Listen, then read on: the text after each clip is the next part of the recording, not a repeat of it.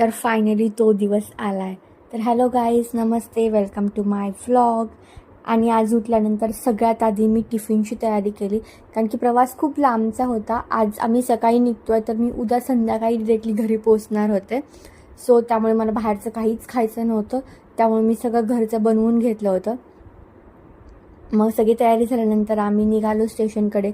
आणि स्टेशनला जसं उतरल्यानंतर आमची ट्रेन प्लॅटफॉर्मला लागलीच होती, त्यामुळे आम्हाला जास्त वेट करायची पण गरज नव्हती पडली.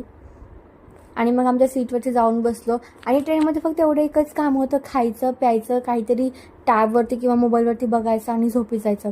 त्यामुळे ना माझी 2 दिवस अजिबात कसलीच वॉक झाली नाही. त्यामुळं पायांनी जरा त्रास यायला सुरुवात केली होती, पाय सुजले होते. बट फक्त वाटेचीच बघत होती की कधी एकदाचं स्टेशन आहे, ते कधी गाडी थांबते. आणि पप्पा आणि मामा न्यायला येणार होते, तर पप्पा कधी येतात आणि मी पप्पांना कधी बघते, असं झालं होतं. जेव्हा लांबून पप्पा दिसले ना, एवढं छान वाटलं होतं. परत पप्पांकडे जाऊ पण शकले नाही, बट मला खूप छान वाटलं की मी 8 महिन्यानंतर माझ्या पप्पांना भेटते आहे. मग पप्पांसोबत खूप जास्त गप्पा मारल्या आणि आम्ही चाललो बार्शीला. आणि ते पण बार्शीला जाण्यासाठी 5 तासाचा प्रवास होता गाडीमध्ये. आणि मग रस्त्याला खूप भूक लागली होती, मग आम्ही सगळ्यांनी जेवण केलं.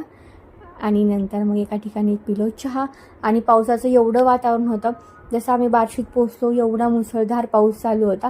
पण फायनली मी बार्शीत पोचली आहे. तर भेटूयात नेक्स्ट